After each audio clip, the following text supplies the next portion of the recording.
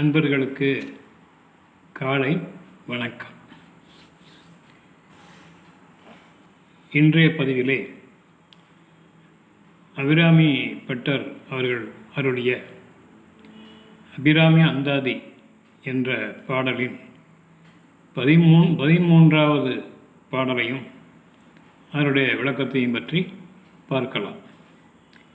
இந்த பாடலை நாம் பாராயணம் செய்து வந்தால் வைராக்கிய நிலையை எய்தலாம்.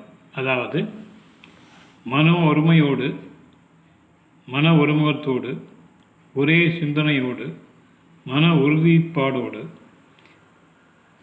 அன்னையை எப்படியாவது அன்னையின் திருவடிகளை அடைந்தே தீர வேண்டும், அவளுடைய திருக்காட்சியை நாம் காண வேண்டும் என்ற முழு வைராக்கியத்தோடு நாம் இந்த பாடலை பாராயணம் செய்தால் நாம் கண்டிப்பாக அன்னையினுடைய அருளை பெறலாம்.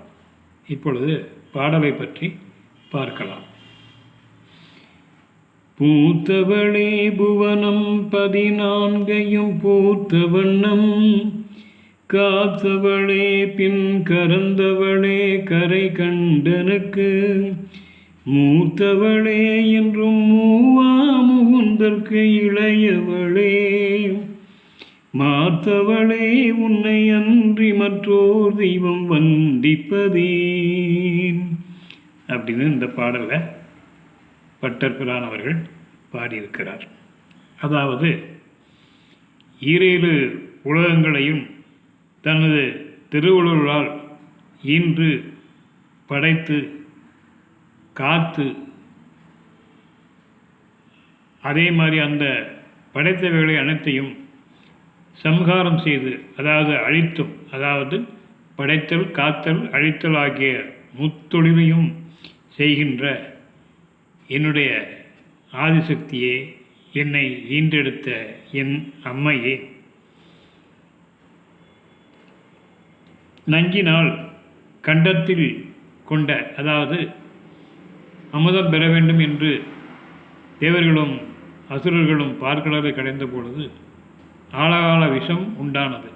அந்த விஷத்தை, கொடிய விஷம், அதை பருகினால் எல்லாரும் இறந்து விடுவோம் என்று எண்ணினார்கள்.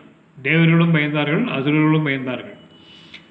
ஆனால் அதை நான் உட்கொண்டு அமுதத்தை உங்களுக்கு தருகிறேன் என்று சிவபெருமானவர்கள் அந்த ஆழகால விஷத்தை படக்கென்று தூக்கி குடித்து விட்டார்.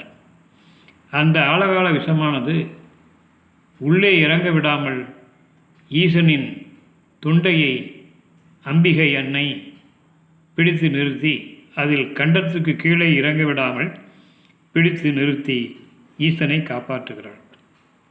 அப்படி நீலகண்டனாக காட்சியளிக்கும் சிவபெருமானுக்கு துணைவியாய் விளங்கும் என் அன்னையே, திருமாலின் தங்கையே, உன்னையே தெய்வமாக ஏற்று அனுதினமும் நான் வணங்கி வருகிறேன், என்னை நீ காத்திருள வேண்டும் என்று வேண்டுகிறார். நன்றி, வணக்கம்.